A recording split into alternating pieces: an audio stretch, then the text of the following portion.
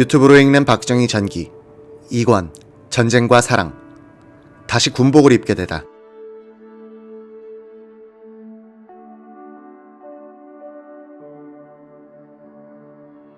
위대한 민족 지도자 이승만의 생애에 있어서 서울과 시민 그리고 군인들을 버리고 몰래 한강을 건넌 뒤 다리를 끄는 행위는 1대 5점으로 남게 됐다. 대통령은 국회까지도 버리고 감으로써 210명의 의원들 가운데 62명이 서울에 잔류하게 됐다. 이들 중 8명이 피살되고 27명이 납북되거나 실종됐다. 박정희는 대통령이 된 뒤 이 역사의 교훈에서 서울 사수란 안보 개념을 확립하는 한편으로 안전한 행정수도 건설을 추진하게 된다. 박정희는 여러 번 전쟁이 일어나면 나는 서울에 남아 죽기를 각오하고 싸우겠다는 말을 했다. 1975년 4월 29일 월남 패망을 하루 앞둔 날 박정희 대통령은 서울 사수 서약을 발표한 뒤 일기장에 이렇게 적었다. 자기 나라를 자기들의 힘으로 지키겠다는 결의와 힘이 없는 나라는 생존하지 못한다는 엄연하고도 냉혹한 현실과 진리를 우리는 보았다. 충무공의 말씀대로 필사즉생, 필생즉사이다. 이 강사는 우리가 살다가 묻혀야 하고 길이길이 우리의 후손들에게 물려줘 지켜가도록 해야 할 소중한 우리의 땅이다. 영원히 이 세상이 끝나는 그날까지 지켜가야 한다. 저 무지막지한 붉은 오랑캐들에게 더럽혀져서는 결코 안 된다. 지키지 못하는 날에는 다 죽어야 한다. 박정희의 뇌리에는 국가지도부의 서울 포기가 가져온 지옥도가 찍혀 있었다. 그런 상황을 예상하여 막여보려고 애썼던 입장에 있었던 그로서는 뼈에 사무치는 경험이었다. 한국 전쟁사 제1권은 이렇게 적고 있다. 한강 인도교 폭파로 한수 이북에서 싸우고 있던 장병들 가운데 4만 4천 명의 행방을 알 수 없게 됐다.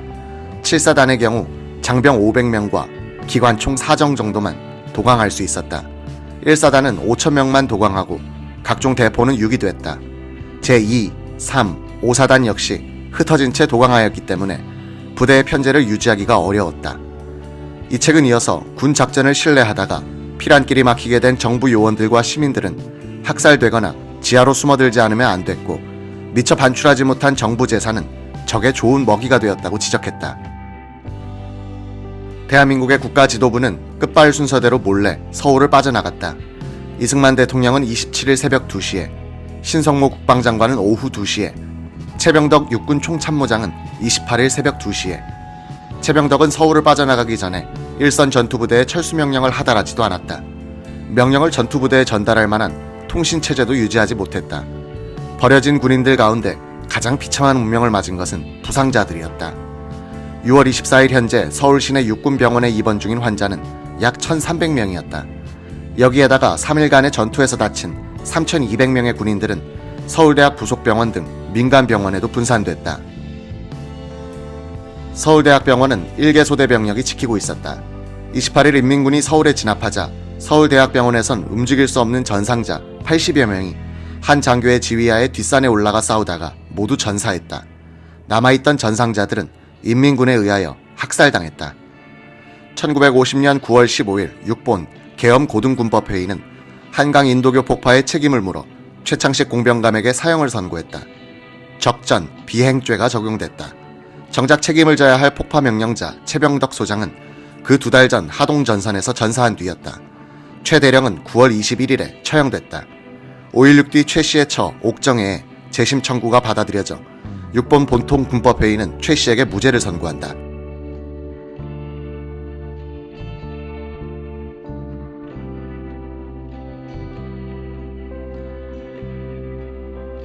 최창식 대령이 한강다리를 폭파한 것은 거부할 수 없는 상관의 작전 명령을 따른 것이며 40분간 폭파 시간을 늦추고 공포를 쏘면서 차량과 인마의 다리 진입을 막아보려고 했으나 더 이상 지체할 수 없어 폭파한 행위는 군 작전상의 정당 행위에 해당한다는 것이 판시 요지였다.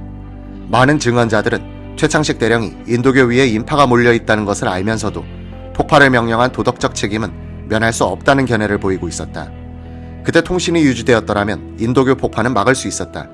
최병덕 총장이 폭파 명령을 내리고 시흥으로 가버린 뒤 남은 6본 참모들은 전투 중인 국군부대가 철수하기 전에 다리를 끊어버려서는 안 된다는 뒤늦은 자각에 도달했다. 그래서 장창국 작전국장과 정래혁 과장을 현장에 보내 폭파 중지를 명령하도록 지시했다. 현장에 나가 있는 최창식 대령과는 통신이 되지 않았다. 이때 육군의 작전 통신 체계는 마비 상태였다. 장, 정 두 사람은 중지도 파출소에 당도했을 때 헌병들의 제지를 받았다. 헌병들은 두 사람의 이야기를 들으려고 하지도 않고 무조건 인도교를 건너가지 못하게 했다. 그러는 사이 폭파가 이뤄진 것이다. 한강 인도교를 폭파해야 한다는 최병덕 소장의 강박관념. 그 원천은 인민군 전차의 도강을 막아야 한다는 일념이었다. 그런데 28일 새벽 그 아수라장 속에서 수도경비사령부 병기부에 김기담 중위는 걸어서 한강다리를 건넜다. 6.4 8기생회에서 펴낸 노병들의 증언에는 그의 수기가 실려있다. 한강 인도교 폭파 뒤 나는 무조건 한강 철교 쪽으로 갔다. 가까이 가보니 양쪽은 폭파된 것이 틀림없는데 가운데 철교는 확인할 수 없었다. 우리는 이 중앙철교 위에 선로, 갱목을 밟아갔다. 한가운데쯤 가니까 선로 양쪽에 상자가 수북이 쌓여 있었다. 그리고 도화선 같은 줄이 노량진 쪽으로 쭉 뻗어 있는 것이 보였다. 다이너마이트였다. 갱목을 하나하나 밟고 가야 하니 뛸 수도 없었다.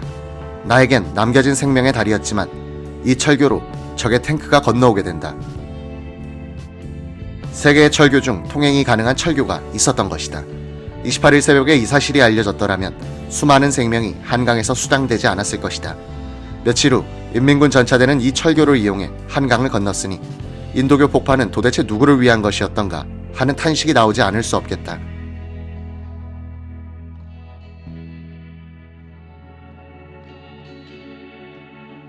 육군본부 정보국은 6월 28일 오후 이동하는 육군본부를 따라 시흥 보병학교에서 수원의 한 국민학교 건물로 옮겼다.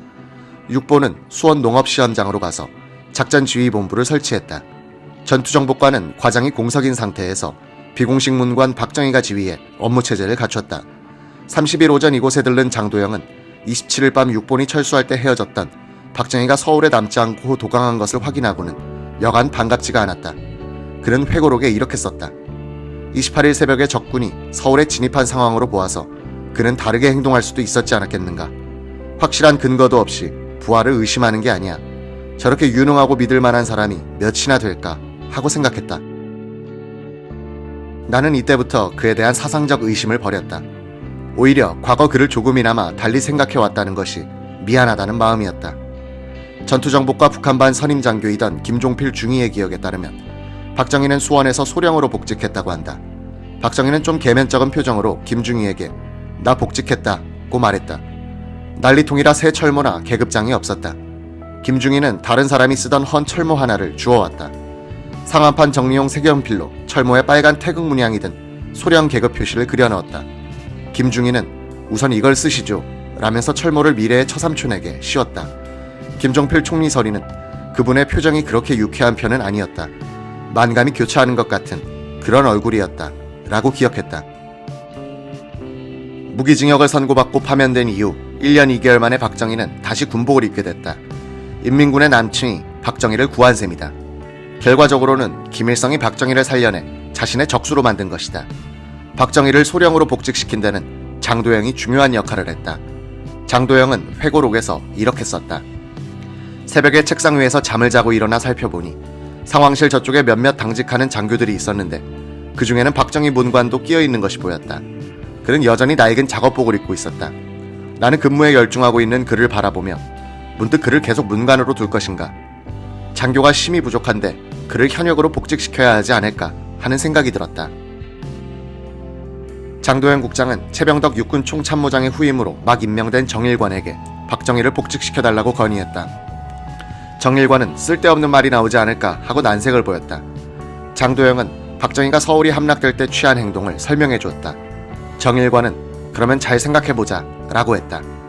며칠 후 다시 건의하자 정일관 총장은 장도영을 데리고 신성모 국방장관을 찾아가 보고를 했다. 신 장관은 즉석에서 승낙해 인사발령을 냈다고 한다. 박정희는 정식 발령이 나기 전에 장도영 대령으로부터 내락을 받고 계급장을 먼저 단 것으로 추정된다.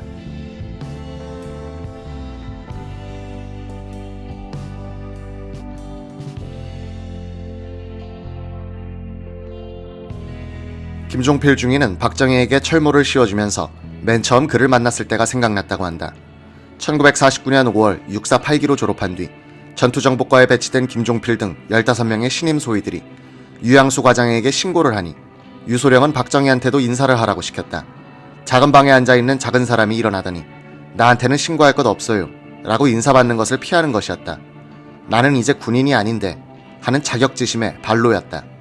김종필은 기자에게 나는 당을 많이 만든 사람인데 그때는 대한음주당을 만들었다고 했다. 648기 출신 장교들이 술 좋아하는 박정희를 당수로 삼아 거의 매일 막걸리를 마시러 다녔다. 당원의 자격은 큰 양재기에 가득 담긴 막걸리를 입을 떼지 않고 단숨에 들이킬 수 있는 주량이었다. 당원의 등급은 주량과 태도에 따라 주신, 주성, 주호, 주걸, 주객으로 나누었다. 당수는 주신과 주성급이라야 하고 어디를 가든지 술값을 부담하고 여자를 건드려서는 안 된다는 조건이 붙었다. 박정희는 아이고 나는 당수 자격이 없어 주호만 하겠다고 사양했다. 실제로 술값은 김종필 등 8기 장교들이 부담했다. 박정희는 거의 10살이나 아래인 청년 장교들과 술을 마실 때면 일본어로 브레이코라고 외치면서 예절이나 형식을 집어치우고 마음 편히 신나게 놀도록 유도하곤 했다. 박정희는 관사로 8기생들을 초청해 점심을 자주 대접했는데 이현란이 내오는 것은 항상 국수였다. 김종필이 어느 날 관사에 갔더니 이현란은 떠나버리고 박정희만 혼자서 덩그렇게 앉아 있었다. 김종필도 서울 사대 3학년 재학 중 이화여대생과 사귀다가 실연해 그 충격을 잊기 위해서 13년대 사병으로 지원 입대했다가 구타를 견디지 못하고 탈영한 전력이 있었다. 그는 탈영병 생활을 몇 달 하다가 마음을 고쳐먹고 다시 육사 교도대 졸병으로 입대했다. 여기서 행정처장의 당번병으로 근무하다가 육사 8기로 들어갔던 것이다. 6.25를 전후한 시기에 음지와 양지를 거치면서 박정희, 김종필은 끈끈한 정과 존경심으로 맺어진다. 두 인물의 특별한 인연은 한국 현대사에 흥미있는 이야기거리가 된다. 두 사람은 대조적인 성격의 소유자였다. 부끄럼타고 내성적이며 강직하고 규격적인 박정희에 대하여 김종필은 다정다감하고 다재다능하며 명랑하고 낭만적이었다. 박정희의 강과 김종필의 유는 때로는 어울리고 때로는 부딪히면서 현대사의 화폭에 극적인 음영을 그리게 된다. 인민군이 서울로 들어온 6월 28일 북한의 박헌영 부수상 겸 외상은 방송연설을 했다. 이와 같은 엄숙한 시기에 왜 남조선 인민들은 모두 떨쳐 일어나지 않고 있습니까? 무엇을 주저하고 계십니까? 모든 인민들은 하나같이 일어나 전 인민적, 구국적, 정의의 전쟁에 적극적으로 참여하지 않으면 안 됩니다. 이 선동에 호응하여 봉기한 남로당원은 아무도 없었다. 국군은 기습으로 밀렸지만 항복을 거부하고 도광을 선택했다. 비겁한 기습을 당했다는 데 대한 분노와 점령된 서울에서 들려오는 학살 소식은 국군들의 마음에 투지와 복수심을 심었다. 유튜브로 읽는 박정희 전기 2권 전쟁과 사랑 김일성의 3대 실수 대한민국의 3대 기적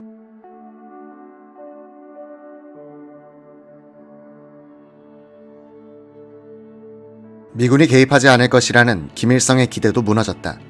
트루먼 미국 대통령은 미주리주의 고향 마을에서 주말을 보내다가 한국의 남침 소식을 듣자마자 미군 파병을 결심했다.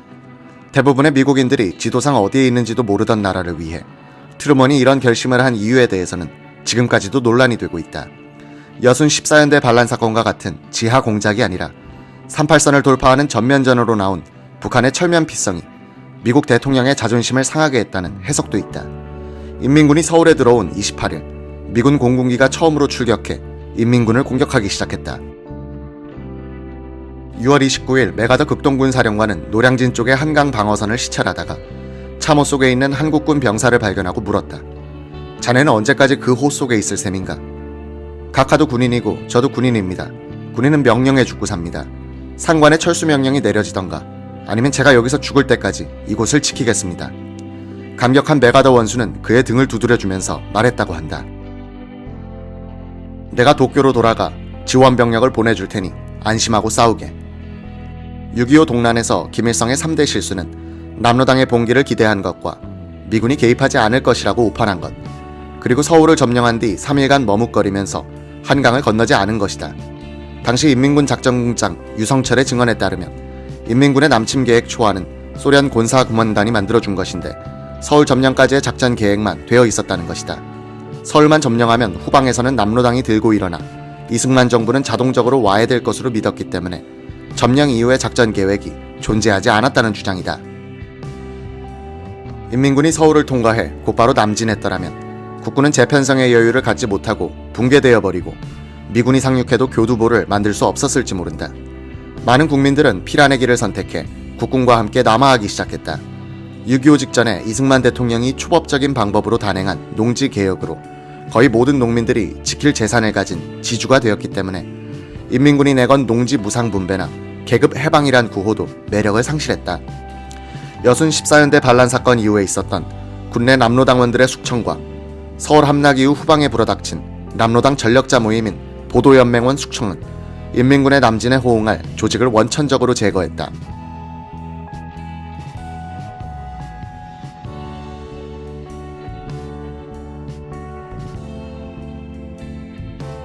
무엇보다도 우리 군인들을 고무시킨 것은 미군의 참전이었다. 세계 최강의 군대가 참전했으니 언젠가는 이긴다는 희망을 갖게 되고 후퇴는 있지만 항복은 없다는 투지를 샘솟게 했다. 김일성의 3대 실수에 대해서 대한민국을 도운 3대 기적이 있었다. 6월 28일 인민군이 서울을 점령한 뒤 7월 1일 전차대를 도강시켜 3일 수원을 점령할 때까지의 6일간 한강 남쪽 방어선을 지켜낸 것이 첫째 기적이었다. 나머지 2개의 기적은 8월에 낙동강 교두보를 지켜낸 것과 9월의 인천 상륙작전이다. 국군은 28일 중국군의 소장으로 근무한 적이 있는 김홍일 소장을 시흥지구 전투사령관으로 임명했다. 김 사령관은 한강을 건너온 장병들을 수습해 혼성 5개 사단으로 재편성해 김포, 서울 사이 한강 남한 방어성에 투입했다. 중화기는 서울에 버려두고 온 탓으로 연대당 공영화기는 박격포가 2개에서 3문, 기관총이 5개에서 6정에 불과한 사실상의 소총부대였다. 육군사관학교 생도들까지 사병 신분으로 전투에 투입됐다. 육사는 1949년에 4년제로 개편하고 정규 1기생으로 263명을 선발했다. 교관 요원이 부족하고 교과 과정에 대한 준비가 안 되어 있어 1기생에 한해서는 1년제로 하기로 했다. 1950년 6월 1일에 입교한 정규 2기생 334명부터 4년제 교육을 시키기로 한 것이다. 약 600명에 달한 이들 정규 1, 2기는 남침 직후 생도대대로 편성돼 미아리와 태릉 전선에서 격전 중 흩어졌다가 한강 남쪽에서 재편성됐다. 이 생도대대의 전사, 실종자는 150명을 넘을 것으로 추정되지만 정확한 수는 파악되어 있지 않다. 정규 2기생들은 입교한 지 한 달이 되지 않아 총도 제대로 다룰 줄 몰랐다.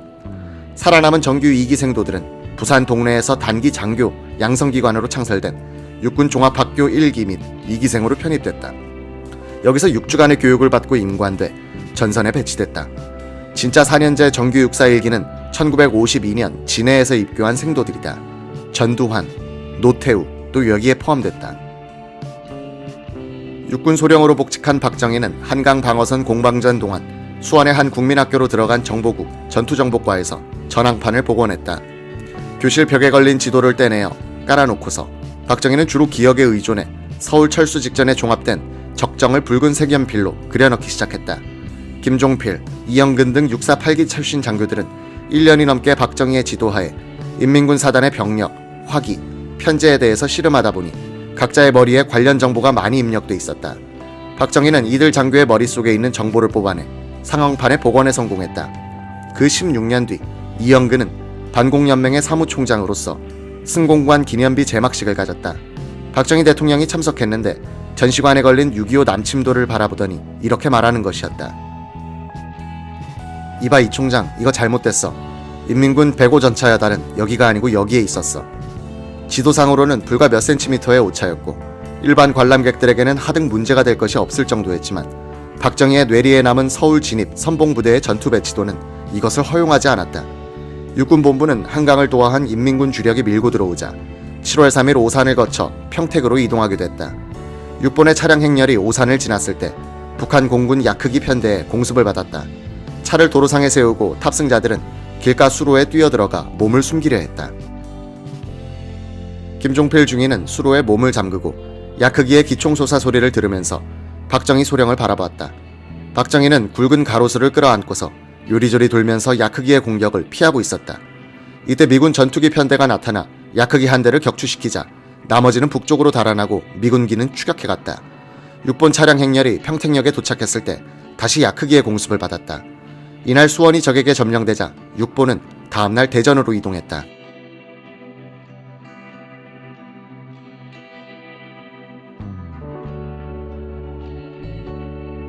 국군은 기습을 받아 서울을 3일 만에 내주었지만 질서 있는 후퇴를 했다. 한강에서 낙동강까지 밀리는데 한 달을 끌었다. 국군이 싸우면서 후퇴하는 동안 미군은 부산, 낙동강 교두부를 강화해 반격에 대비할 수 있었다. 전투정보과장 시절 6.25 남침을 정확하게 예측했던 유양수 중령은 육사단 정보참모였다. 그는 후퇴를 하면서도 전쟁에서 지겠다는 생각이 한 번도 들지 않더라고 했다. 정의는 우리 편이라는 생각과 우리의 가족과 땅을 지킨다는 의무감이 그런 확신을 준 것 같습니다. 인민군 창설 작업에 참여했다가 공산주의의 본질에 절망하고 월남에 국군에 들어갔던 방원철 소령은 국군이 뜻밖의 장점을 가진 것을 발견했다.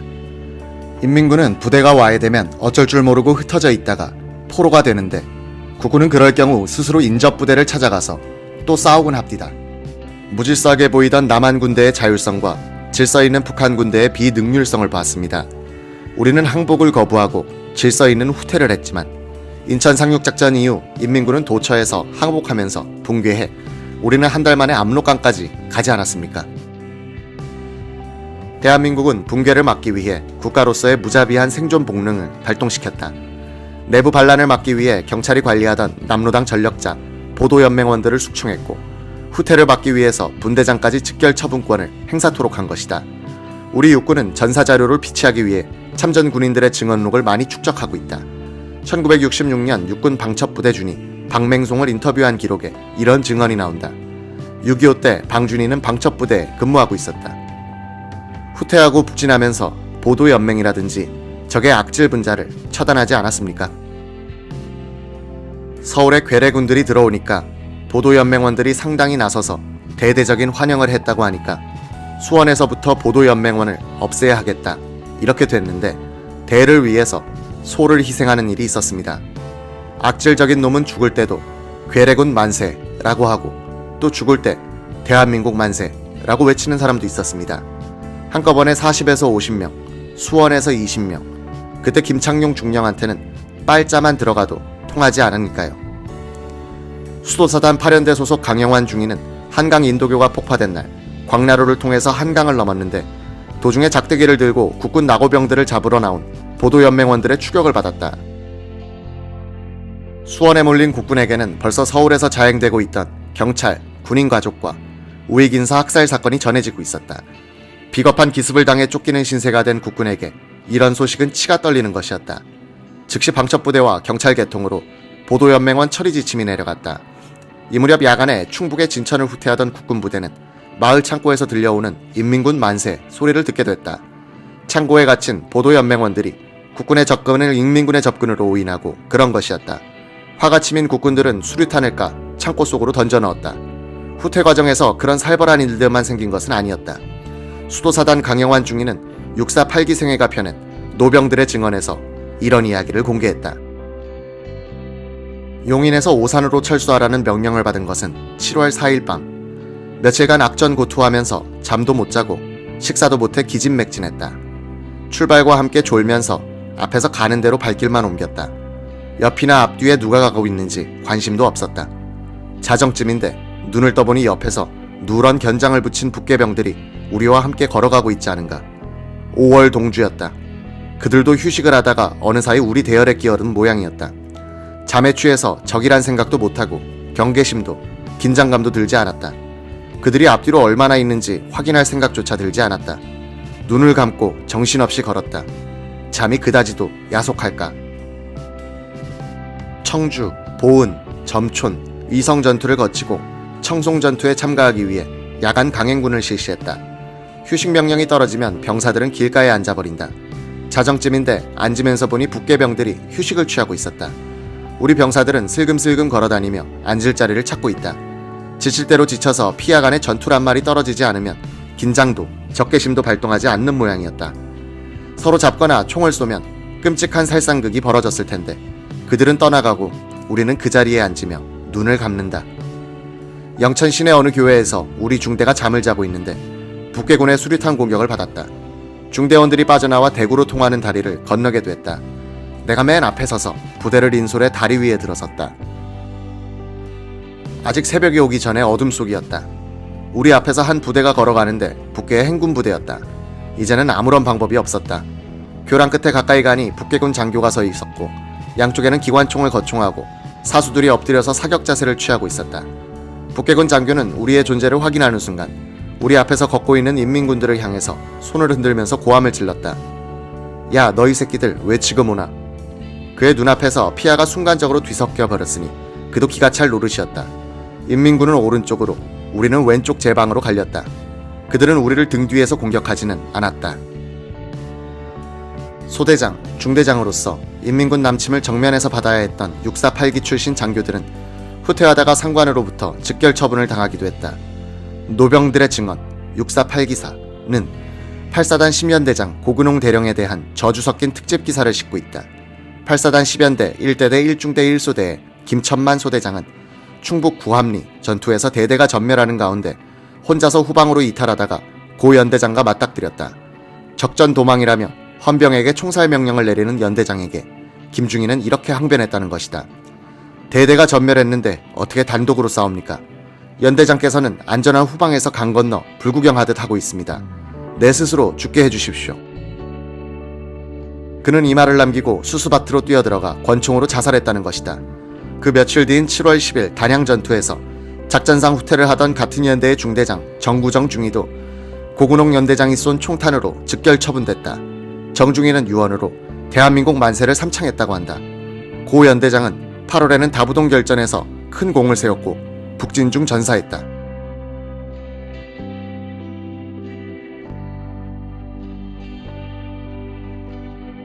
(6.25) 남침 때 일선 소대장, 중대장으로 배치됐던 648기 장교들 가운데 많은 전사자가 발생했다. 648기생은 졸업생이 1345명으로 역대 최다인데 6.25 중의 전사자가 419명으로 전체의 31%다. 대부분의 전사자는 보병 특기자들 중에서 나왔는데 전사율이 40%를 넘었다. 인민군은 1등 저격수를 선발해 국군의 소대장을 표적으로 삼도록 했다. 8기생은 소모품이라는 말이 나올 정도였다. 전사에 8기생이 유공자로 나오는 경우가 별로 없는 것은 그들이 말단 지휘자들이었으므로 단독 작전을 수행할 입장에 있지 않았기 때문이다. 이들 8기생은 중령 계급장을 6년 이상 달아야 할 정도로 진급에서도 불이익을 봤다. 이런저런 울분에 차 있던 이들은 5.16 거사의 주체 세력이 된 뒤에는 우리나라의 중추부를 장악했다. 그 인맥의 마지막 주자가 김종필인 셈이다. 7월 3일과 4일 박정희 일행은 6본과 함께 수원을 떠나 평택을 거쳐 대전으로 가면서 북상하는 미군 선발대를 만났다.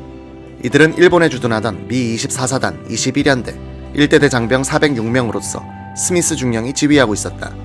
인민군을 장개석 군대 정도로 만만하게 보고 소련제 T-34 전차에는 통하지 않는 무반동포나 바주카포를 가지고 소풍 가는 기분으로 올라가던 스미스 부대는 7월 5일 오산 북쪽에서 인민군 4사단 전차부대의 공격을 받고 괴멸해버렸다. 6보는 7월 4일 대전에 있던 충남도청에 들어갔다. 도청 발코니에서 장도영 정보국장은 미 24사단의 전차부대가 북상하는 것을 보고서 이제는 안심이다고 생각했다. 미군은 인민군을 금강선에서 막으려고 했으나 실패했다. 금강을 넘은 인민군은 20일 대전을 점령했다. 21일 새벽 후퇴 중에 길을 잃은 24사단장 딘 소장은 혼자서 35일간 헤매고 다니다가 8월 25일 좌익 청년들에게 붙들려 북한 측에 넘겨졌다. 미군은 마침내 북한 인민군이 남미나 필리핀 군대 같은 오합지졸이 아니라는 사실을 알게 된다.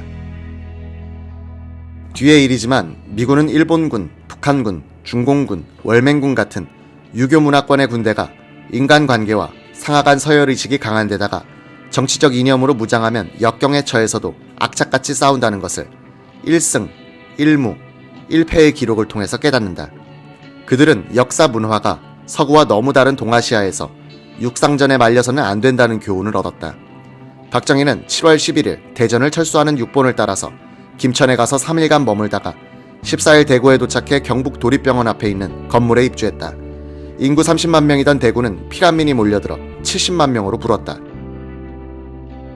8월에 접어들면서 대구 북쪽으로 10km까지 남아한 전선에서 대포 소리가 들려오고 밤에는 하늘이 벌겋게 달아오르곤 했다. 박정희 소령이 이끄는 전투정복과의 주 임무는 낙동강 교두보를 압박하고 있는 인민군 부대들에 대한 전력 조성표를 만드는 것이었다. 이는 우리 군에서 전투 서열이라고 번역하는 개념이다. 우군이 상대하고 있는 적부대의 역사, 지휘관들의 성격, 장비, 편성, 사기 등에 관한 정보를 항상 최신 상태로 유지하는 것이다. 이 정보 개념은 6.25를 통해서 한국군에 소개됐다. 미군은 전투정보과에 정보장교를 파견하여 적부대의 전력 조성표를 영문으로 번역하여 가지고 갔다. 낙동강 전선의 상황이 급박해지자 국보는 6본의 참모장교들까지 뽑아가서 일선에 투입하곤 했다. 박정희는 이런 조치에 맞서서 전투정보과 소속 장교들을 잘 보호해 한 사람도 일선으로 뽑혀가지 않도록 했다. 어느 날 6본 정보국 첩보과 장교 및 하사관, 비상 소집이 있었다. 집합한 수십 명의 장병들은 트럭을 타고 어디론가 사라졌다. 이들은 한동안 돌아오지 않았다. 미군 수송기에 실린 장병들은 낙하산을 하나씩 짊어지고 즉석 낙하 요령을 교육받았다. 비행기는 낙동강 전선 후방의 점령지 상공에 도달했다. 장병들은 뛰어내렸다. 미군은 겁을 먹은 사람들을 비행기 밖으로 밀어버리기도 했다. 이들에게 주어진 임무란 살아서 돌아오라는 것이었다. 4명의 실종자를 제외한 최정국 중위 등 대부분의 장병들이 피라민으로 가장에 생환했다. 생환 과정에서 보고들은 적정히 좋은 정보보고서의 자료가 된 것이다. 정보국 산하에 있긴 했지만 독립부대처럼 행동하던 방첩부대에서도 그런 목적의 비상소집이 있었다. 집합한 장교들을 둘러보던 부대장 한웅진 중령은 앞에 있는 장경순 소령을 보더니 화를 버럭 내면서 장소령, 자네는 내 방에 가서 대기해 라고 소리쳤다. 장교들을 비행장으로 보낸 뒤 사무실로 돌아온 한중령은 영문을 모르는 장경순에게 자초지정을 설명해줬다. 전북이 고향인 두 사람은 군에 들어오기 전부터 친구 사이였다. 육사동기 박정희를 형님으로 모시면서 그가 부러워할 때도 의리를 변치 않았던 한중령은 이때 대구 지역의 저승사자였다. 낙동강 전선과 후방의 방첩을 책임진 한웅진의 부대는 간첩과 좌익 색출 작업을 벌이고 있었다. 대구 폭동의 예에서 보듯 좌익 세력이 뿌리 깊은 이 지방에서는 수많은 용의자들이 재판 없이 처리됐다. 그들의 생살 여탈권을 쥔 사람이 한웅진과 후임 부대장 김창룡 중령이었다. 대한민국의 운명이 경각에 달렸던 1950년 여름의 대구 시절, 박정희는 한웅진, 장경순과 자주 어울렸다. 한웅진은 술에 취하면 짓궂은 장난을 잘 쳤다. 박정희의 군화에다가 소변을 누기도 했다. 그것도 모르고 발을 넣다가 오줌물이 쪽 쏟아오르면 박정희는 이 친구가 또 지랄했구나 하고 웃기만 했다. 박, 한, 장 이 세 사람의 인연은 그 11년 뒤 박정희 소장이 신당동 집을 나와서 군사혁명의 지휘본부로 출발할 때 동행하는 운명으로 발전한다.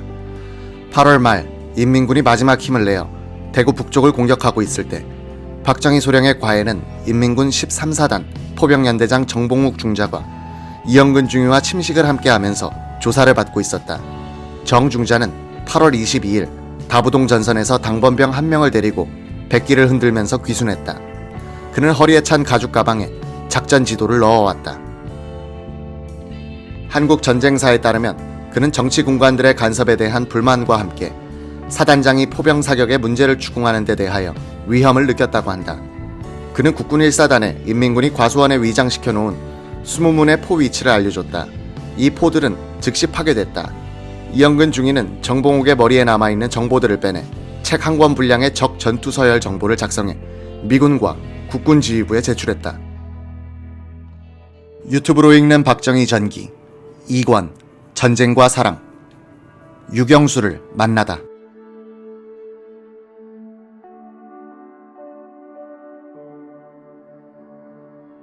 (1950년 8월) 전투정보과장 박정희 소령은 좁아지고 있는 부산 낙동강 교두보에 상황 지도를 매일 아침 바라보고 있어야 했다.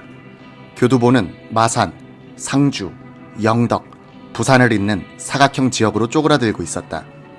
눈덩이를 소나귀에 쥐고 힘을 주면 작아지지만 단단하게 변하듯이 이 교두보는 강화되고 있었다. 이 교두보의 동면과 남면은 바다이고 서쪽에는 낙동강이 남북으로 흐르고 있으므로 대구, 포항의 북방전선이 주 방어선이 됐다. 인민군이 먼저 이 방어선을 돌파해 부산을 점령하느냐, 그 전에 유엔군이 병력과 물자를 충분히 투입해 반격의 발판을 마련하느냐 하는 시간과의 싸움이었다. 남한의 인민군 점령지에서는 조직적인 저항이 일어나지 않았다. 북한 측은 약 47만 명을 이 점령지에서 동원해 전선으로 보냈다. 6만에서 12만 명은 군인으로, 나머지는 노무자로 부렸다. 8월, 9월의 대공세 때 인민군의 약 3분의 1은 남한 출신이었다. 국군은 교두보 지역의 가두에서 지나가는 청년들을 직무하는 방식으로 병력을 보충했다. 대구와 부산에 있던 2개의 보충병 훈련소에선 이들 청년을 받아서 열흘간 훈련을 시킨 다음 하루에 1,500명을 전선으로 보냈다. 부산에 설치된 육군 종합학교도 단기 교육으로 매주 250명씩의 장교들을 배출해 전선에 투입하고 있었다. 8월 16일 오전 일본 공군기지에서 출격한 미군 B-29 폭격기 98대는 외관의 낙동강 서안 인민군 집결지구로 추정되는 곳에 약 30분간 900톤의 폭탄을 쏟아부었다. 이때는 이미 인민군의 주력이 도하한 뒤라서 큰 성과는 없었다는 것이 정설이다. 인민군 3, 13, 15사단은 Y자 모양의 삼거리에 위치한 다부동을 탈취하려고 했다. 이곳은 외관과 군위 쪽에서 오는 길이 만나 대구로 빠지는 교통의 요충이었다. 공격자로서는 분진 합격하기에 좋은 곳이었다. 백선엽 사단장이 지휘하는 국군 1사단이 미 25사단과 국군 8사단으로부터 1개 연대씩을 지원받아 방어하고 있었다. 이곳에 대한 적의 일제 공격은 18일부터 시작됐다. 인민군은 청진으로부터 열차편에 실어온 21대의 전차를 투입했다. 21일 대구 시내에 포탄이 떨어졌다. 국방부와 내무부를 제외한 행정부와 국회는 며칠 뒤 부산으로 옮겨갔다. 경북도청에서는 시민들에게 피란을 권고하기도 했다. 일선의 군인들은 등 뒤에서 일어나는 사태로 사기가 흔들리기 시작했다. 미군은 정부에 대해 피란을 중지시켜줄 것을 요구했다. 8월 21일 새벽 백선엽 1사단장은 적의 15사단이 영천 전선을 빠진 틈을 이용하여 반격에 나섰다가 적의 즉각적인 재반격을 받았다. 11연대 1대대가 고지에서 후퇴하자 인접한 미 25사단 27연대장 마이크 앨리스 대령은 우리 측면이 노출됐으니 우리도 후퇴하겠다고 백사단장에게 통보했다. 백선엽은 사단본부에서 일선으로 달려갔다. 대대원들은 총을 거꾸로 메고 후퇴하고 있었다. 이들은 밤낮으로 싸운 데다가 물과 식량 공급을 2일간이나 받지 못했다고 했다. 사단장은 대대원들의 앞을 막고 나섰다. 그들을 앉힌 다음 이렇게 역설했다. 조국의 흥망이 여기에 걸려 있는데 어디로 후퇴할 것인가? 우리가 갈 곳이라고는 바다뿐이다. 지금부터 내가 앞장선다. 만약 내가 물러나면 나를 쏴라. 그 대신 귀관들이 명령 없이 물러나면 내가 쏘겠다.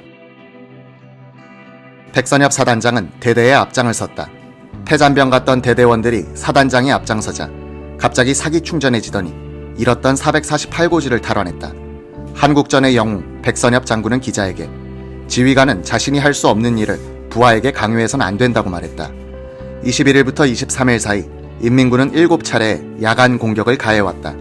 다부동 전투는 이제 한국의 베르당 결전으로 변하고 있었다.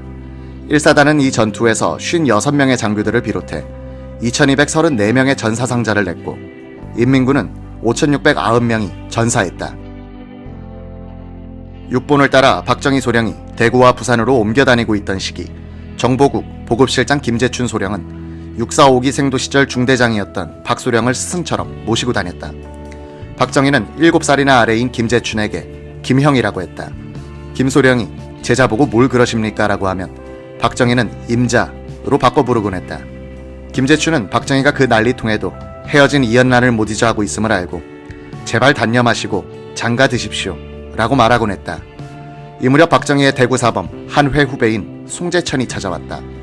그는 충북 옥천 농업고등학교 교사로 재직 중 교육을 받고 배속장교가 됐는데 6.25가 터지자 소집 영장이 날아왔다. 그는 선배인 박정희를 만나러 왔다. 박정희는 졸업하고 처음 보는 후배를 반갑게 맞아주면서 전투정보과에서 포로 신문관으로 일하도록 해줬다. 8월 어느 날 송소희는 박정희에게 말을 건넨다. 과장님, 왜 혼자 사십니까? 가족이 있어야 마음도 든든하고 위로도 될 것이 아니겠습니까? 글쎄, 좋은 색시가 있어야지.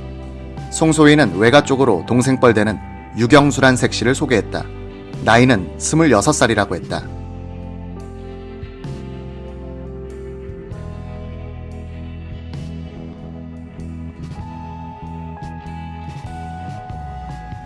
제가 보기에는 만점인데 과장님이 보시면 만점이 될지 0점이 될지 모르겠습니다.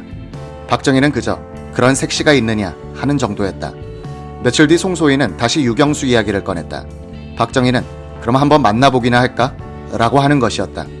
송재천 소희는 그 길로 부산 영도에서 새빵을 얻어 피란 생활을 하고 있던 이모 이경령을 찾아갔다. 이모님, 마땅한 자리가 있는데 영수 누이 출가 안 시키시겠어요? 글쎄, 어떤 사람인데? 제가 모시는 상관입니다. 인품이 그만입니다. 성씨는 고령 박씨죠. 그렇게 좋은 사람인가? 청렴하고 강직하면서도 인정이 넘치는 분입니다.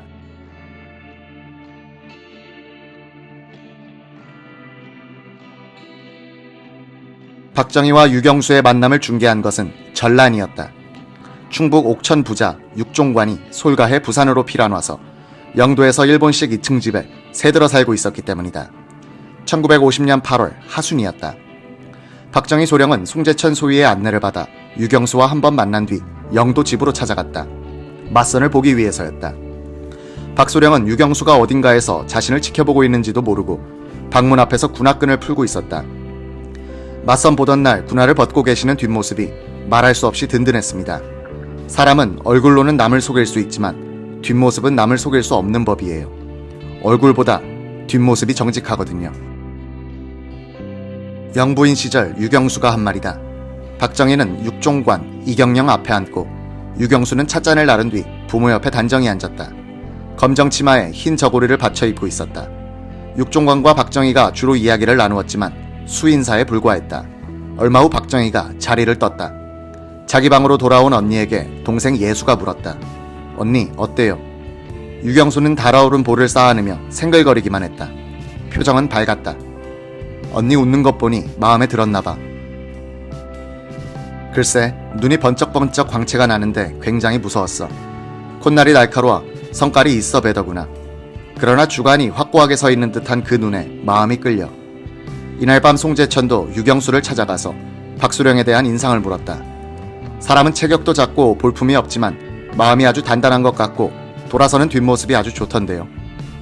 부끄럼을 타는 천성을 가진 박정희는 맞선을 보러 갈 때 떨리는 가슴을 진정시키기 위해서 소주를 몇 잔 마시고 갔다고 한다. 송재천은 박정희 과장에게도 맞선 본 소감을 물었더니 싫다는 내색도 좋다는 표현도 하지 않고 얼버무렸다. 박정희는 만만한 사이인 김재춘 소령에게는 이런 말을 했다. 뭐 키가 나보다 큰 것 같고 보기는 봤는데 다시 만나봐야지 뭐. 김재춘은 속으로 이 양반이 까다로운 데가 있구나 하고 생각했다. 박정희와 유경수 사이에 혼담이 오가고 있을 때 전황은 벼랑 끝으로 치닫고 있었다. 인민군은 8월 31일부터 최후의 총공세를 낙동강, 부산교두보의 전 전선에 걸쳐 감행한다.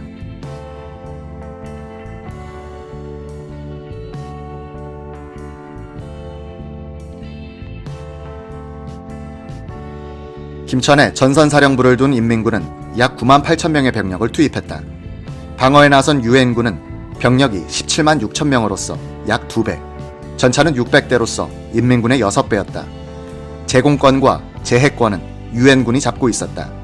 인민군은 병력과 화기의 절대적 열세에도 불구하고 6.25 기습으로 선점한 전장의 주도권을 놓지 않았다. 기습이 중요한 것은 주도권을 잡기 때문인데 주도권이란 결전의 시기와 장소를 선택할 수 있는 힘을 뜻한다. 인민군의 총공세가 절정에 달한 9월 3일 밤, 국군과 미군은 대구 포기를 심각하게 검토할 정도로 몰리고 있었다. 경주, 영천은 함락 직전이었고 대구 북쪽의 요충지, 가산과 다부동은 인민군에게 넘어갔다. 창녕 전선은 돌파됐고 마산 전선에서는 혼전이 계속되고 있었다. 9월 4일 워커 미 8군 사령관은 일선 지휘관 회의를 소집해 대구, 포항선을 포기하고 밀양선으로 후퇴하는 문제를 토의했으나 결론을 얻지 못했다. 워싱턴의 펜타곤과 도쿄의 메가더 사령부에서는 유엔군이 현 전선을 지탱할 수 없을 것이라는 견해가 지배적이었다. 9월 5일 미군은 하루 동안에 1245명의 전사상자를 냈다. 4일 워커 사령관은 대구에 남아있던 국방부, 육본, 내무부를 부산으로 철수하도록 권고했다. 내무장관 조병옥은 워커 장군을 찾아가 반론을 폈다. 지금 우리 경찰까지도 군에 배속돼 북쪽 전선에서 전투를 하고 있는데 내무부가 철수한다면 경찰은 물론이고 대구 시민들도 일대 혼란에 빠질 것이오. 내무부만은 남아서 경찰로서 대구를 사수하겠소. 5일 밤 그때까지 진해에 가 있던 이승만 대통령도 대구에 올라왔다. 노 대통령은 신성모 국방장관과 조병옥을 불러놓고 꾸짖었다. 나보고는 진해에 가 계십시오 그래 놓고서 대구 철수가 무슨 소리야. 나는 이곳에서 동포들과 같이 있겠어. 다시는 진해로 안 갈 거야. 전세는 이런 고집을 허용하지 않았다. 국방부, 육본, 미 8군 사령부는 다음날 부산으로 이동하고 내무부만 대구에 남았다. 부산에서는 유엔군이 한국에서 완전히 철수할 준비를 하고 있다는 소문이 퍼졌다. 9월 3일부터 낙동강 전선에서는 비가 내렸다. 피로 물든 산하를 씻어내는 비였지만 한미 공군이 근접 지원을 하는데 방해가 됐다. 박정희의 전투정복과는 6일 새벽 영천이 적 15사단에 의해 함락되는 것을 지켜봐야 했다. 적은 여세를 몰아 대구나 경주로 진출할 것이다. 이날 오후 이성가 장군의 8사단이 일시 영천을 탈환했으나 적 15사단의 주력이 12대의 전차를 앞세우고 시내로 들어오자 물러나야 했다. 8일 영천을 다시 잃은 날 워커 8군 사령관이 정일관 육군 총참모장 겸 3군 총사령관을 찾아왔다. 그는 이승만 대통령에게도 비밀로 해달라면서 이렇게 말했다. 한국군 중에서 믿을만한 2개 사단 그리고 저명인사 10만 명의 명단을 준비해 주시오. 그 명단에는 반공단체와 경찰 간부들을 포함시켜주길 바랍니다. 영천 전선을 돌파한 인민군의 남하를 저지할 수 없을 때 철수 대비책이었다. 부산에 있던 이승만 대통령은 정일권으로부터 보고를 받자 격하게 말했다. 나더러 결의를 이끌고 다시 조국을 떠나라고. 워커에게 말하시오. 가려거든 가라고. 내 침실 머리맡에는 언제든지 권총이 준비되어 있다고 말하시오. 좀 위태롭다 해서 떠나고 싶으면 저희들끼리만 떠나라고 하시오. 유튜브로 읽는 박정희 전기 2권 전쟁과 사랑 유경수의 가족사.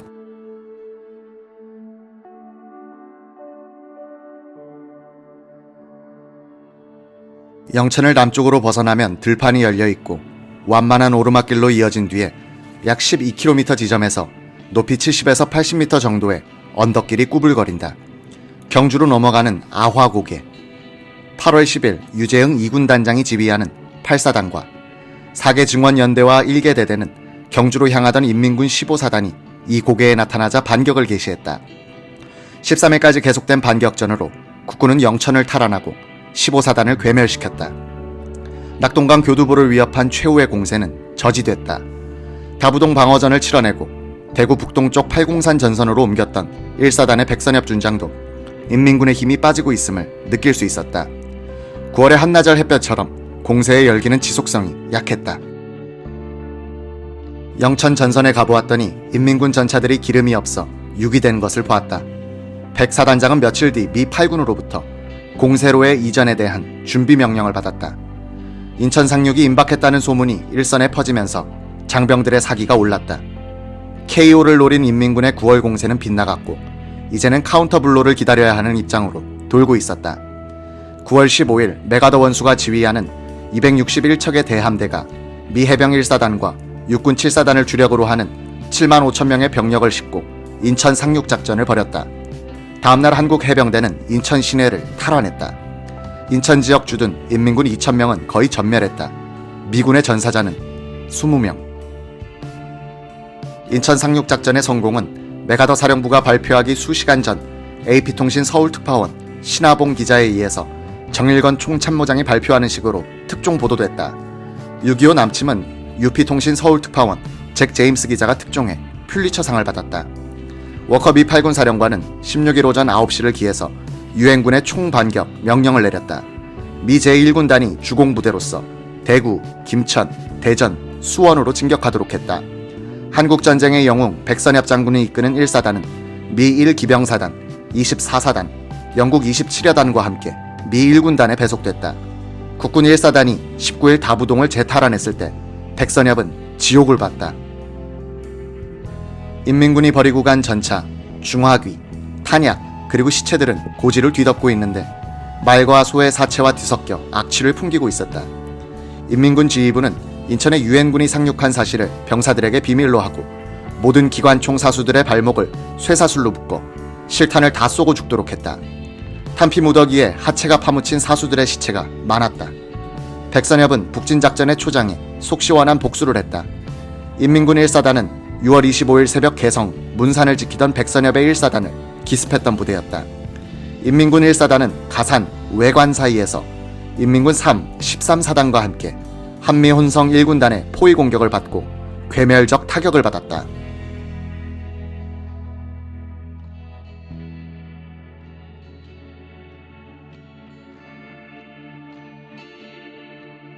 적 3사단도 포천, 의정부 축선을 따라 서울로 들어왔던 부대였으니 국군은 3개월 만에 빚을 갚은 셈이었다. 인천 상륙작전에 의해 배후가 차단되어 가고 있었던 인민군은 항복을 거부하고 질서 있는 후퇴를 했던 국군과는 달리 낙동강 전선에서부터 집단적으로 투항하기 시작했다. 포로가 너무 많이 생겨 진격에 지장이 생길 정도였다. 낙동강아 잘 있거라 우리는 전진한다는 군가는 유행가가 됐다. 박정희는 9월 15일 인천 상륙작전이 있던 날 중령으로 진급했다. 만주군관학교 동기인 이한림은 당시 준장으로서 부군단장이었고 육사 2기 동기생들은 대령으로 진급해 있었다.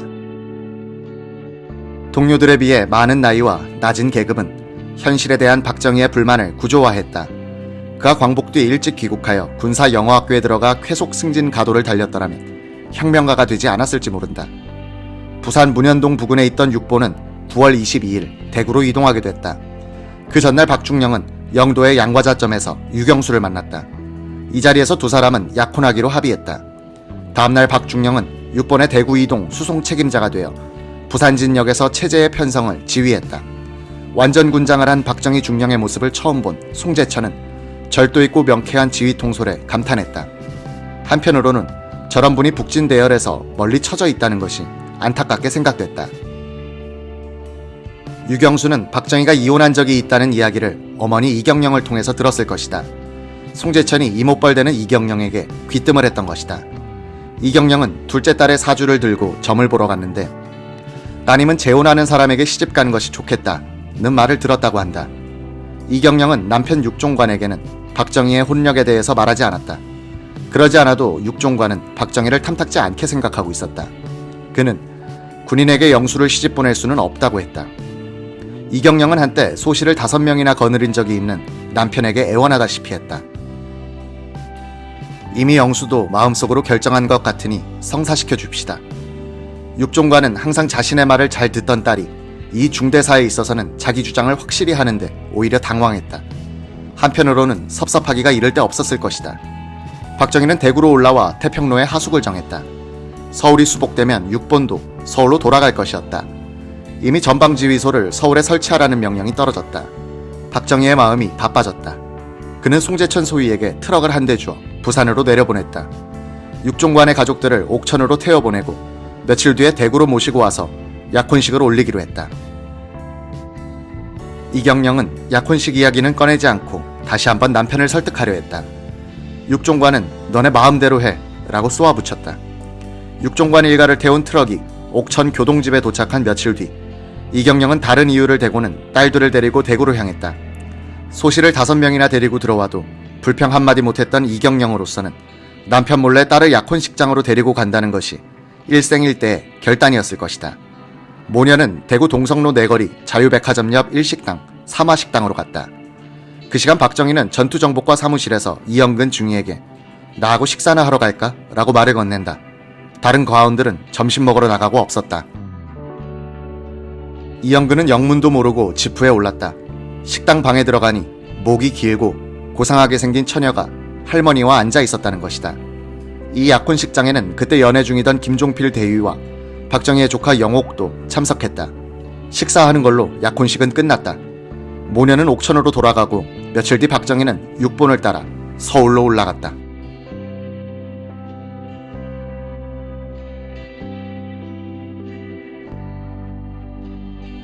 유경수의 아버지 육종관은 개성이 강한 사람이었다. 둘째 딸이 미래의 대통령과 결혼하는 것을 반대한 뒤로는 사위를 만나주지 않았고 사위가 대통령이 된 뒤에도 그 고집을 꺾지 않고 1965년에 72세로 죽었다. 1893년에 충북 옥천군 능월리에서 대지주 유경필의 자식 5남매 중 막내로 태어난 육종관은 형들이 출양하여 출세하자 자신은 고향에 남아 집안의 재산을 관리했다. 그의 큰형 육종유는 승정원 부승지를 지낸 뒤 개화파 활동을 하다가 김옥균과 함께 갑신정변에 참여했다. 쿠데타 기도가 실패한 뒤 하와이를 거쳐서 일본으로 망명해 나리타 교쿠준이란 이름으로 살다가 죽었다. 둘째 형 육종면은 도쿄에서 상선학교를 졸업한 뒤 선장이 됐다. 그 뒤 법률을 공부해 판검사를 거친 뒤 변호사가 됐다. 셋째 형 육종욱은 일찍 죽었고 누이는 송씨 집안으로 시집갔다. 육종관은 16살에 2살 아래인 경주 이씨 집안에 이경령을 아내로 맞아들였다. 육종관은 미국 도매상, 금광, 인삼가공업을 해서 번 돈으로 교동의 삼정승집이라고 불리던 고가를 사서 대궐 같은 저택으로 중축했다. 뒤뜰 역할을 하는 과수원을 합치면 8,000평, 순수한 대지가 3,000평이나 되는 집이었다. 해자 같은 도랑, 소슬 대문, 그 안에 잘 지은 조선식 건물군. 대문에서 마주 보이는 사랑채는 원님이 이를 보던 동원처럼 꾸몄다. 큰 대청마루 옆에는 심부름꾼의 방도 있었다. 전화기를 둔 전화방과 사진 현상용 암실도 냈다. 사랑채 왼쪽의 아래채와 뒤채에는 소실들이 살았다. 연못, 안채, 행랑, 그 뒤로 연당사랑. 이 연당사랑에서는 2개 분대 규모의 소실들의 아이들이 모여서 공부를 했다. 사랑과 안채를 잇는 회랑은 일종의 마루복도로서 단아한 지붕을 얹어 정취를 더했다. 사랑 뒤에는 별당과 뒤채, 사과나무, 배나무, 밤나무, 은행나무, 감나무가 울창한 후원에는 사당과 정자도 있었다. 이 건물군을 구경한 시인 박목월은 조선 상류 계급의 건축을 대표하는 비원의 연경당과 맞먹는 건물이라고 평했다. 저택을 둘러싼 담은 세로 100m, 가로 50m나 됐다. 육종관은 이 대저택을 자신의 왕국처럼 다스렸다. 사위가 대통령이 된 뒤에도 그는 자신을 굽히지 않고 박정희를 사위로 인정하지 않는 태도를 견지했는데, 이런 오기는 아무의 간섭도 받지 않고 이 성체를 지켜온 관록에서 우러나온 것이었다. 1925년 11월 29일에 태어난 유경수는 큰언니 유긴순과는 11살, 오빠 유긴수와는 7살, 막내 동생 육예수와는 4살 터울이었다.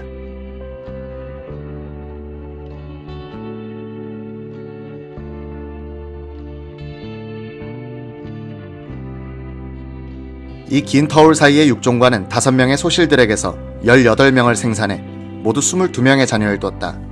한 해에 복수의 소실들이 자녀를 낳은 적도 있었다. 육종관은 일찍 죽은 자녀들을 제외한 18명을 모두 자신의 호적에 입적시키고 평균 이상으로 교육했다. 여자는 고교, 남자는 대학까지 보냈다. 육종관은 소실 관리의 실권을 본처 이경영에게 주었다. 소실들은 이경영을 어머니라고 부르며 어렵게 대하여야 했다. 이경영도 관대한 태도를 견지해 소실들을 잘 다뤘다고 한다. 이 왕국에서는 여자들끼리의 싸움 소리가 들리지 않았고 또 들리지 않아야 했다. 겉으로는 대범한 이경영이었지만 속으로는 마음이 편할 리 없었다. 이경영은 신우이 육제환을 자주 찾아가 남편의 축첩 생활에서 겪는 어려움을 털어놓곤 했다. 걔가 말을 이렇게 해요. 어떻게 그럴 수가 있어요. 그 집 아이가 나에게 이렇게 대한답니다.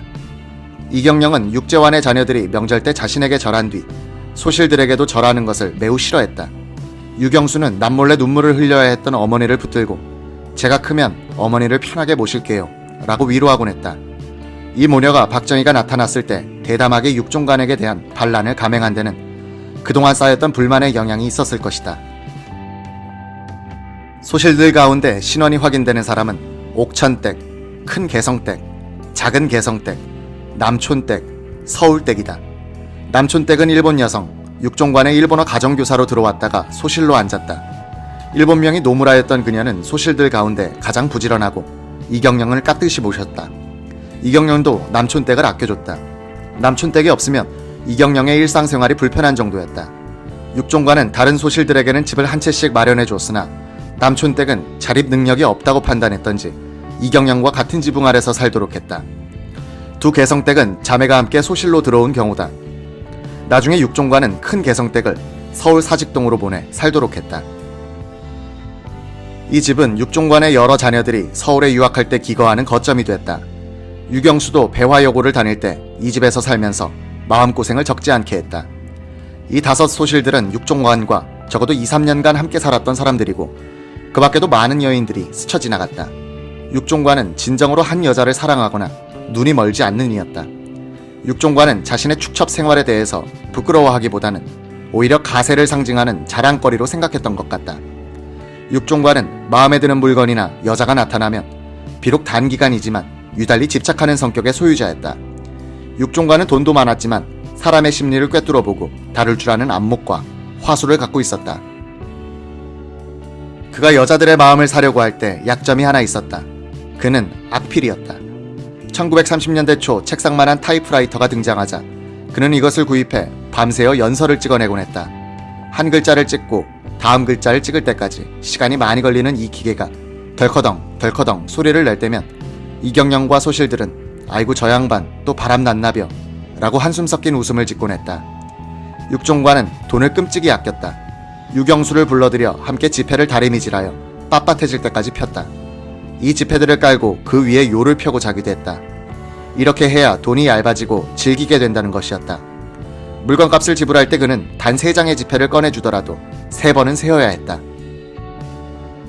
돈을 위아래로 돌려주어가면서 세는 것은 혹시 한 장이 접혀있지는 않을까 해서였다.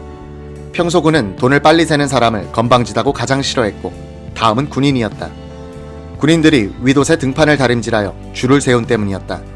입고 있으면 주름이 펴지는데 왜 애써 주름을 만드는지 그 이유를 찾을 수 없었던 것이다. 유튜브로 읽는 박정희 전기, 이권, 전쟁과 사랑, 유경수의 품행.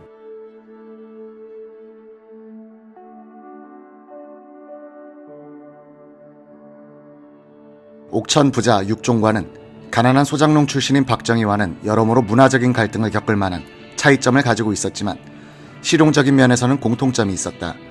육종관은 이제에 밝을 뿐 아니라 기계를 다루는 데는 호기심과 재능이 많았다. 일제시대에 벌써 포드 T형 승용차, 트럭, 시보레 승용차, 사이드카를 갖고 있었다. 마방을 고쳐 차고로 썼고 운전을 직접 했다. 조수가 있어도 자동차가 아까워 운전대를 맡기지 않았다. 자동차가 구덩이에 빠질 때나 타이어에 바람을 넣을 때 조수가 소용될 뿐이었다. 조수가 운전석 옆에서 주인처럼 타고 다니는 판이었다. 육신은 사진기뿐 아니라 촬영기까지 가지고 다니면서 누에 치는 모습을 찍어 집안 식구들에게 상영해주곤 했다. 고물상에서 기계 부속품들을 잔뜩 사가지고 와서 수리하고 기름칠하여 조립하는 것이 취미였다. 그는 대단한 수집벽이 있었다. 여자까지도 수집 대상으로 삼은 셈이다. 서울의 소실집에 살 때는 사발시계와 괴종시계를 수집하기 시작했다. 몇 달 안 가서 그의 방은 고물시계 천지로 변했다. 온 집안에 째깍거리는 소리가 가득해 식구들은 정신이 멍멍하여 잠을 못 이룰 정도였다. 한때는 총기류 수집에 빠졌다. 브라우닝, 윈체스터 등 엽총 30여 정, 권총 10여 정을 수집해놓고 일본인 경찰서장에게 자랑하곤 했다. 경찰서장이 새로 부임해올 때마다 명품을 슬쩍 보여주면서 마음에 드는 것을 물어본 다음 조만간에 선물할 뜻을 내비치곤 했다. 그때부터 서장은 수시로 이 집을 드나들게 되는데 육종관은 인허가 문제나 송사를 청탁하곤 했다. 그는 아들 육인수한테 이런 말을 하기도 했다. 세무서장과 경찰서장한테는 돈을 많이 줘야 한다. 군수한테는 적게 줘도 돼. 힘이 없거든.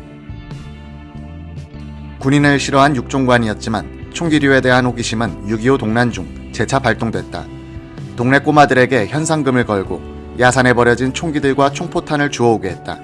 M1 소총, 카빈, 따발총이 그의 창고를 메우기 시작했다. 육종관은 개머리판이 없는 총은 나무로 깎아 새로 붙였다. 그런 다음에는 공토에서 시험 사격을 했다. 그리고는 기름종이로 한 정씩 정성 들여 싼 다음 다락방에 올려놓는 것이었다. 이것으로 끝이었다. 육종관이 새로운 수집 대상을 찾아 나서는 그 순간부터 과거의 명품에서는 정을 떼는 것이었다.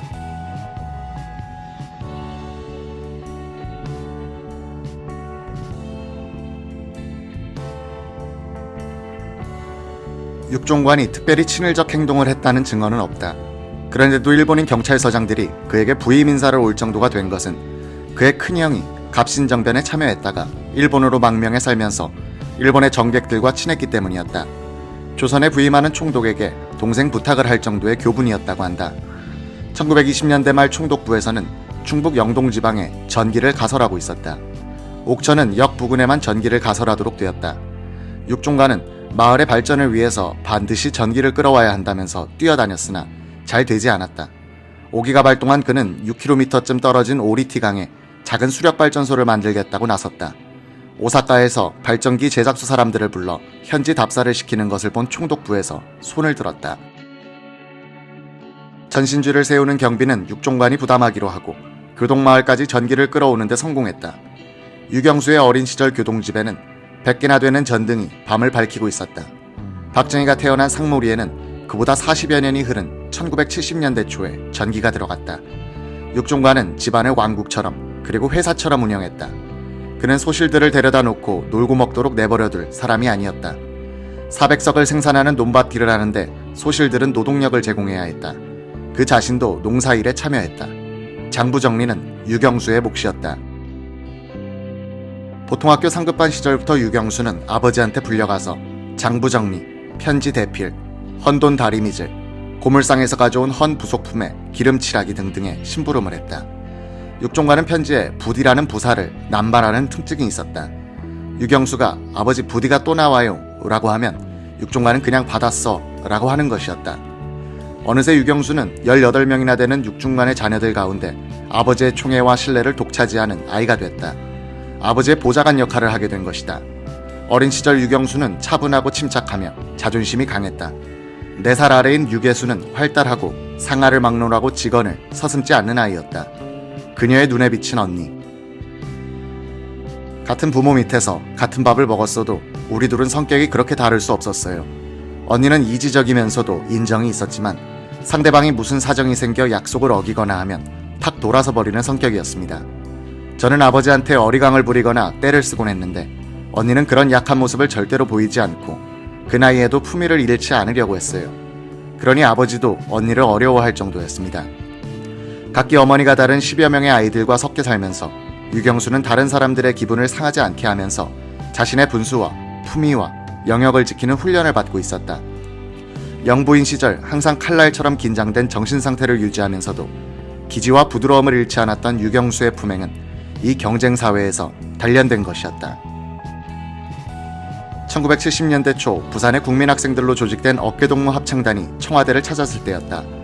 유경수는 일일이 학생들과 악수를 나눴다. 한 학생이 자신의 이름과 교명을 댄 뒤 느닷없이 큰 소리로 외치는 것이었다. 우리 교장 선생님은 새마을 운동에 적극 찬성하시고 열심히 참여하고 계십니다. 유경수는 고개를 약간 돌리더니 학생들을 안내해온 고모 아들 송재관에게 작은 소리로 말했다. 글쎄 교장 선생님이 저렇게 외워보내면 어떻게 해. 무슨 교육이 되겠어. 유경수의 고개가 학생 쪽으로 돌아갔을 때 표정은 싹 바뀌었다. 돌아가거든 교장 선생님께 나한테 말씀드렸다고 꼭 전해요. 알았죠? 이 상냥한 영부인의 말을 전해들은 교장은 기분이 좋았을 것이다. 어릴 때부터 사람들 속에서 부대끼면서 성장한 유경수는 다른 사람들 앞에서 자신의 감정과 표정을 절제하고 조절하는 데 거의 천부적인 재능을 가졌다.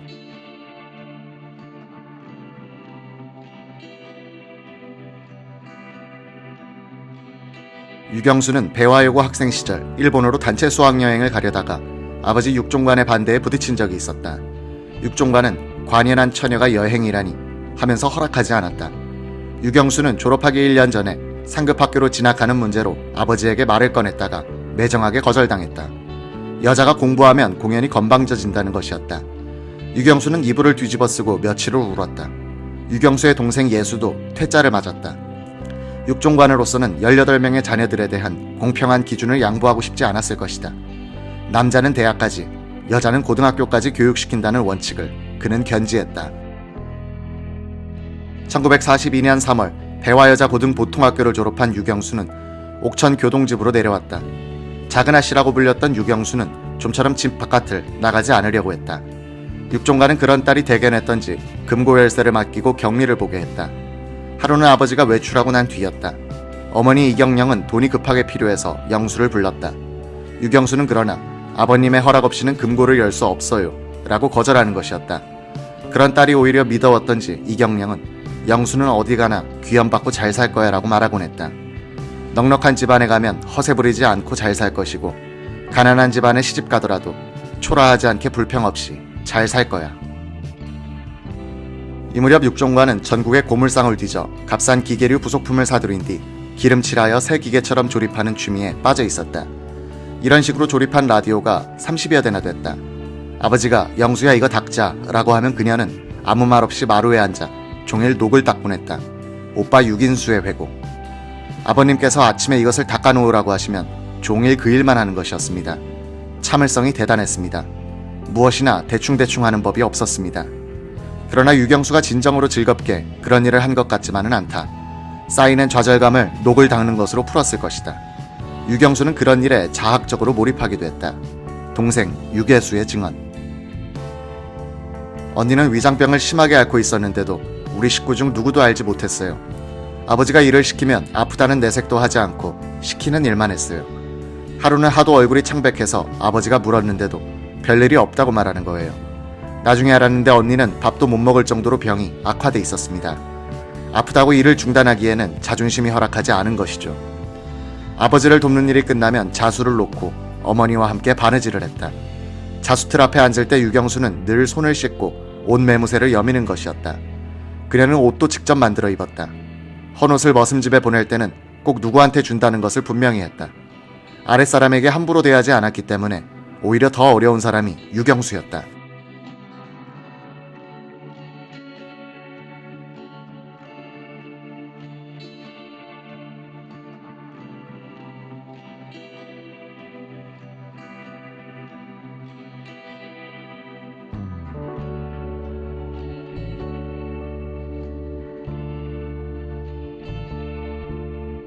유경수의 큰언니 유긴수는 1935년 10월 춘천의 홍순일과 결혼했다.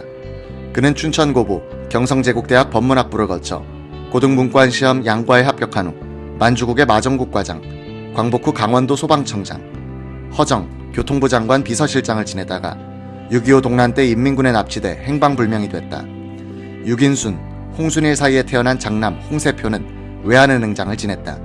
장녀 은표는 장덕진의 부인, 차녀 소자는 한승수의 부인, 삼녀 정자는 유연상의 부인, 사녀 지자는 주식회사 조원 관광진흥회장 정영삼의 부인, 오녀 재희는 전 대한선주 회장 윤성민의 부인이 된다.